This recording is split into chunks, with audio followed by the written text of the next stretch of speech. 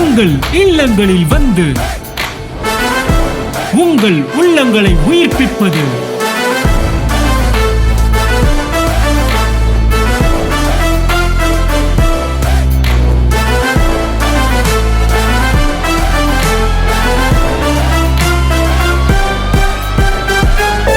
உங்கள் channel DJ. நான் வந்து 2006 ஒரு கடன் பிரச்சனை நிமித்தம் என் சித்தியின் மூலமாக 2009 மீண்டுமாக ஸ்ரீலங்கா தேசத்திலிருந்து இந்தியா தேசத்துக்கு எனது பிள்ளைகளுக்காக, அதாவது அப்போ ஒரு பையன் தான் இருந்தார், அவர் பேர் உமாசுதன், அவரை கூட்டிகிட்டு இந்தியா தேசத்துக்கு வந்தேன். அப்போ சரியான கடன் பிரச்சனை, ஒரு சகோதரத்துக்கு உதவி செய்கிறது மூலியமாக நான் கடனுக்குள் உள்ளானேன். ஆனால் வந்து சித்தி மூலமாக தான் கனடாவில் இருக்காங்க, அவங்க மூலமாக தான் ரட்சிப்புக்குள்ளே வந்து 2009 அவங்க தான் ஒரு எல்லா விஷயத்திலும் எனக்கு ஒரு டேர்னிங் பாயிண்ட்டாக இருப்பாங்க. எனக்கு சத்தியத்தை உரைச்சி என்னை வழி நடத்தின ஃபுல்லாக அவங்க தான். 2009 இங்கே இந்தியாவுக்கு வந்ததுக்கு பிறகு எனக்குள்ளே ஒரு இது இருந்துச்சு, தனியாக வர்றமே, பையனை கூட்டிகிட்டு வர்றமே, எப்படி எங்கே போகிறோம், ஃபினான்ஷியல் வைஸாகவும் ரொம்ப இதாக இருக்குது, ஹெல்த் வைஸாகவும் எனக்கு இங்கே மேனேஜ் பண்ண முடியாது, ஏன்னா இலங்கையில் எல்லாமே ஃப்ரீ அப்படின்ற ஒரு பயம் இருந்துச்சு. ஆனால் கர்த்தரை நம்பி நான் இந்த தேசத்துக்கு வந்தேன். அவர் எனக்கு வாக்கு கொடுத்தாரு, ஆபிரகாமின் ஆசீர்வாதம் உனக்கு உண்டு, நீ நான் சொல்கிற இடத்துக்கு போ, அந்த இடத்துல நான் உன்னை மகிமைப்படுத்துவேன் அப்படின்னு அவர் வாக்கு கொடுத்தாரு. அவர் கொடுத்த அந்த வாக்கை நம்பி மட்டும்தான் இந்த தேசத்துக்கு நான் தனியாக வந்தேன். ஹஸ்பண்டுக்கும் எனக்கும் ஏகப்பட்ட பிரச்சனை இந்த ஃபினான்ஷியல்னால. அவர் கட்டார் தேசத்தில் இருக்கார், அவர் ரட்சிக்கப்படாதவர். நான் ரட்சிக்கப்பட்டது, ஞானஸ்தானம் எடுத்தது, சபைக்கு போகிறது எதுவுமே அவருக்கு தெரியாது.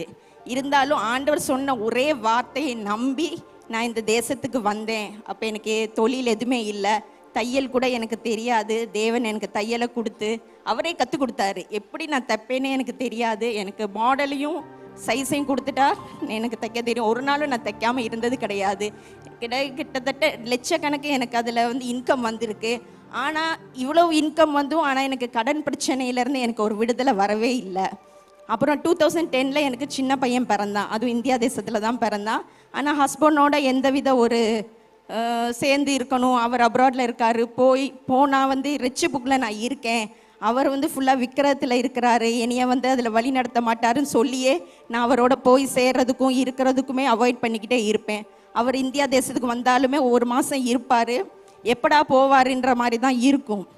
இருந்தாலும் எனக்கு அதனால் ஆண்டவருக்குள்ளே இருந்தேன், தொழிலை கொடுத்துருக்கிறீங்க, நல்ல சுகத்தை கொடுத்துருக்கிறீங்க, ஆனால் இந்த கடன் பிரச்சனையிலேருந்து எனக்கு ஒரு விடுதலையே இல்லையே அப்படின்னு சொல்லிட்டு இப்போ இந்த காலகட்டத்தில் சரியான ஒரு நெருக்கம். அப்போ வந்து 2019 தான் கிருபையின் சத்தியத்துக்கு இந்த சபையில் வந்து நான் இணைஞ்சேன். அதுவும் சித்தி மூலியமாக தான் வந்து இணைஞ்சேன். அப்போ இங்கே வந்து நான் சத்தியத்தை கேட்டுட்டு இருந்தாலும் எனக்கு ஒரு விடுதலை இல்லையே, சரியான ஒரு கிரவுண்டுக்கு தானே நம்ம வந்திருக்கோம், எதனால் எனக்கு ஒரு விடுதலை இல்லை, இந்த ஃபினான்ஷியலில் மட்டும் திருப்பி நான் அடி வாங்கிக்கிட்டே இருக்கனே. எனக்கு அநேக பேர் உதவி செஞ்சுருக்காங்க, நான் ஒருத்தவங்களுக்கு உதவி செய்ய போனால் அது நிமித்தம் ஃபினான்ஷியலில் தான் எனக்கு அடியாகும்.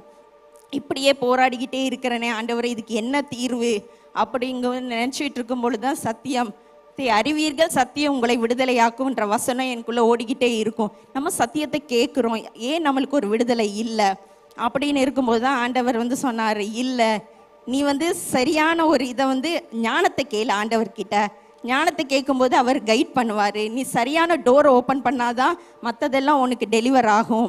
முதல்ல நீ வந்து ஹஸ்பண்டோட தான் போய் சேரணும், அது சேர்ந்தாதான், அதுதான் மெயின் டோர், அது ஓப்பன் ஆனால் தான் உனக்கு மற்றதெல்லாம் விடுதலை ஆகும்னு. நான் வந்து ஃபுல்லாக தைப்பேன். அம்மா இலங்கையில் இருந்தாங்க, இந்தியா தேசத்துக்கு வரணும், எனக்கு ஹெல்ப் பண்ண வர மாட்டேங்கிறாங்கன்னு அவங்களோட ஒரே சண்டை. அப்படி இருக்கும்போது எனக்கு கடன் பிரச்சனை தீரலை அப்படின்னு சொல்லிட்டு இருக்கும்போது என்னை பிள்ளைங்க தான் 2 பசங்களும் சொன்னாங்க, இல்லைம்மா நாங்கள் வந்து எங்களை பார்த்துக்குறோம், நீங்கள் டெடாவோட போய் இருங்க அப்படின்னு சொல்லிட்டு அவர் ஒரு மாதிரி போராட்டத்துக்கு மத்தியில் விசாவும் எனக்கு பெர்மனெண்ட் விசா கிடச்சிருச்சு. ஆனால் சின்ன பையனுக்கும் பெரிய பையனுக்கும் விசாவின் நிமித்தம் ஹஸ்பண்டோட போய் எனக்கு சேர முடியாத ஒரு சிச்சுவேஷன் இருந்து தடையாகவே இருந்துச்சு. 6 months முடிஞ்சிருச்சு, திருப்பியும் ரினியூ பண்ணிவிட்டு திருப்பியும் 6 months முடிஞ்சிருச்சு. லாஸ்ட்டு வந்து ஆண்டவர் எனக்கு கொடுத்தாரு, இளைப்பாறுதல்ல நீ இரு, நீ வந்து வேலைன்னு ஓடாத, கடன் பிரச்சனையை ஒரு பக்கம் வை, நீ ஹஸ்பண்டோட போய் சேரு அப்படின்னு.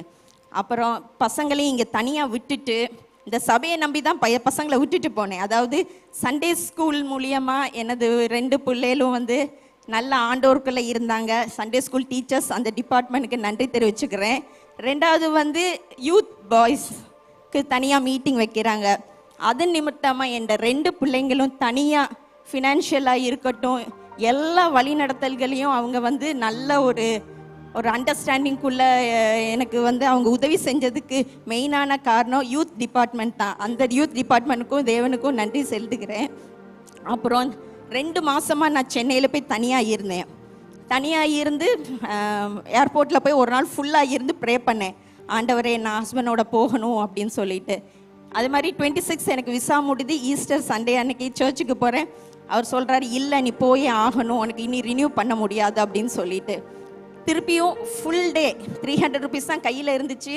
எல்லாம் பேக் பண்ணிவிட்டு பாஸ்போர்ட் எடுத்துகிட்டு ஏர்போர்ட்டில் போய் உட்காந்துட்டேன். ஆண்டவரே நீங்கள் எனக்கு 2 நாள் தான் இருக்குது, இனிமேல் எனக்கு விசாவே எடுக்க முடியாது, இனியை நீங்கள் எப்படியாவது கொண்டு போய் சேர்த்துடணும் அப்படின்னு சொல்லிட்டு.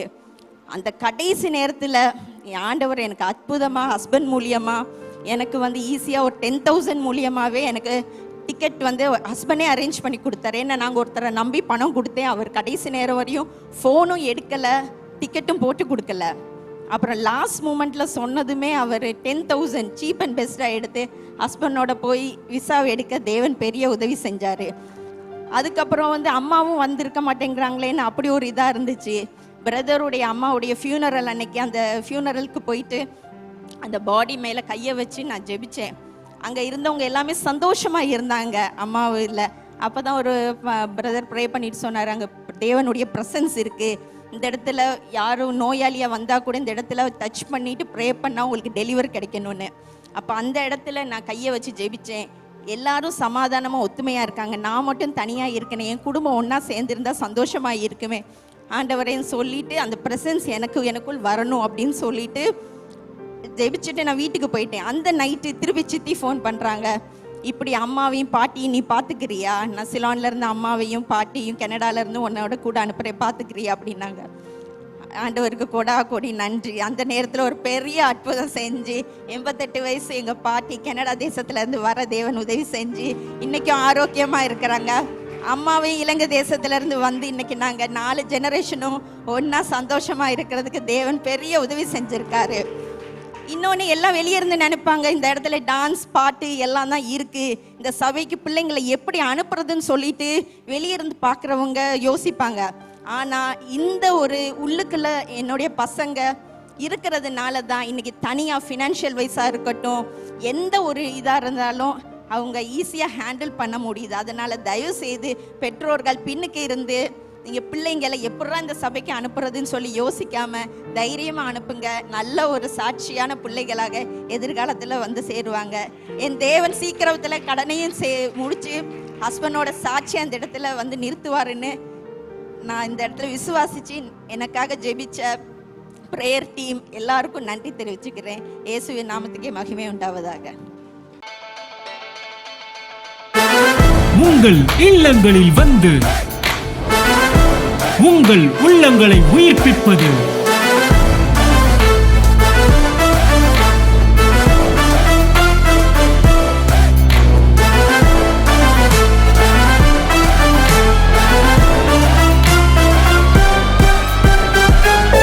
உங்கள் சேனல் டிஜே.